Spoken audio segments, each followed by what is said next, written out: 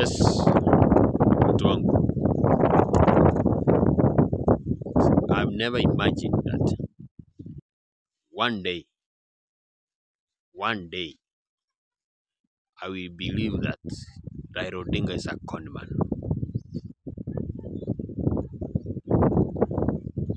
I never imagined that.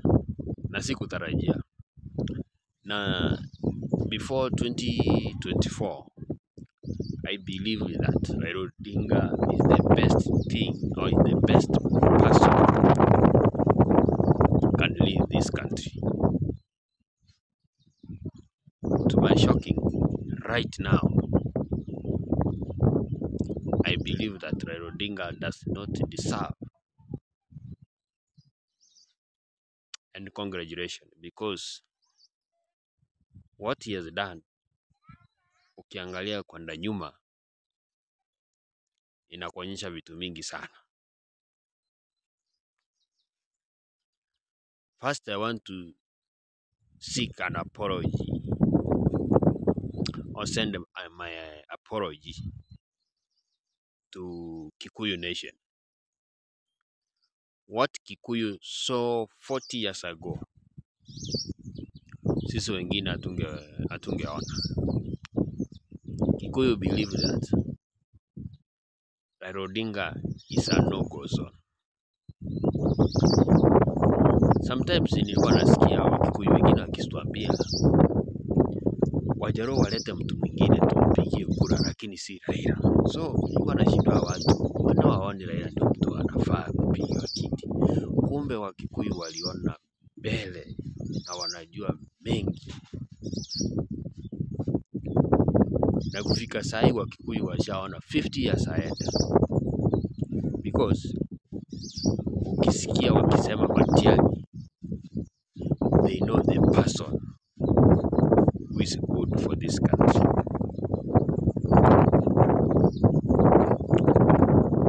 For instance, ilibidi nifanye research kidogo. Wajaluo wanasema wanalifanya Kibaki president 2002. That's 2002. From statistic, kijana wa Marwa alifanya Kibaki kuwa president. Kijana wa Marwa alileta kura mingi, but because Raila anajua kwa hijack the glory of other people, that's how he ended up being glorified, kwamba yeye ndiye alisaidia Kibaki. Because the votes zilitoka Western ambao zililetwa na kijana wa Marwa, Michael kijana wa Marwa senior. Kibaki got 84% of Western votes,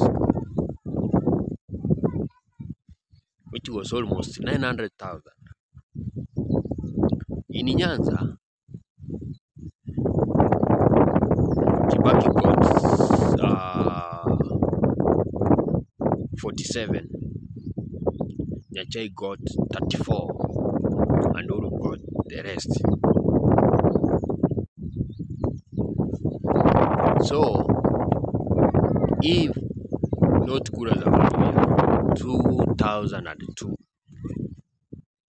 Kibaki angekuwa president. That is the honest. In 2024, the Gen Z revolution, which was more successful than all the conman mandamanos, he decided to hijack the glory and sweat of the Gen Zs.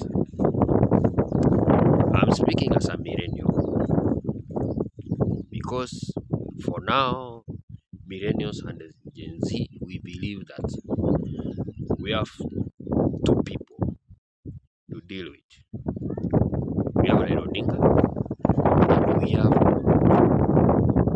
William Ruto. Those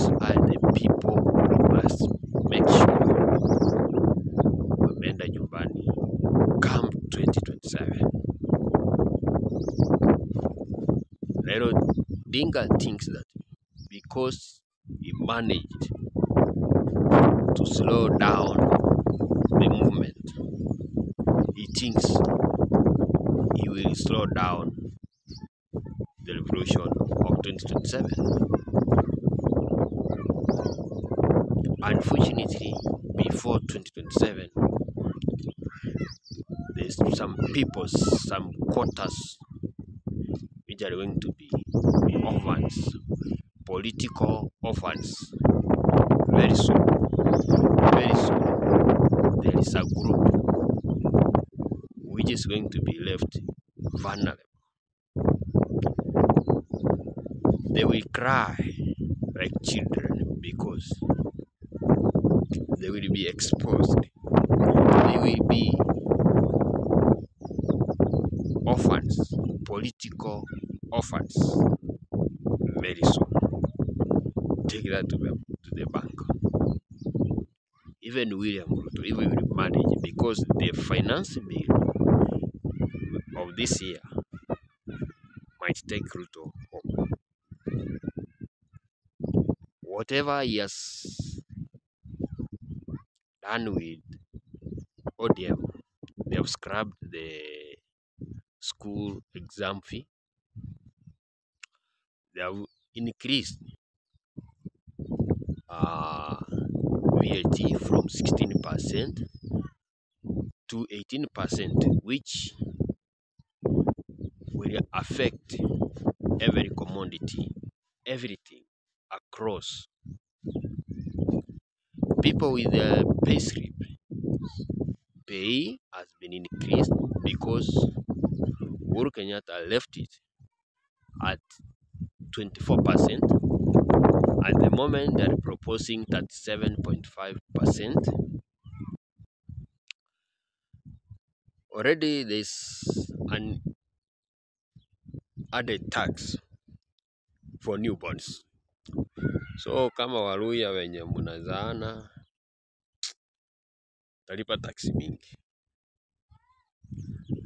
Kuna taksi ya land ambayo imesemekana idle land. Ile shamba umekatiwa na mzazi, ile shamba uko nayo, shamba yoyote mahali unaishi, you have to pay land rate. My friend, hii finance bill ya this year is not for Gen Z.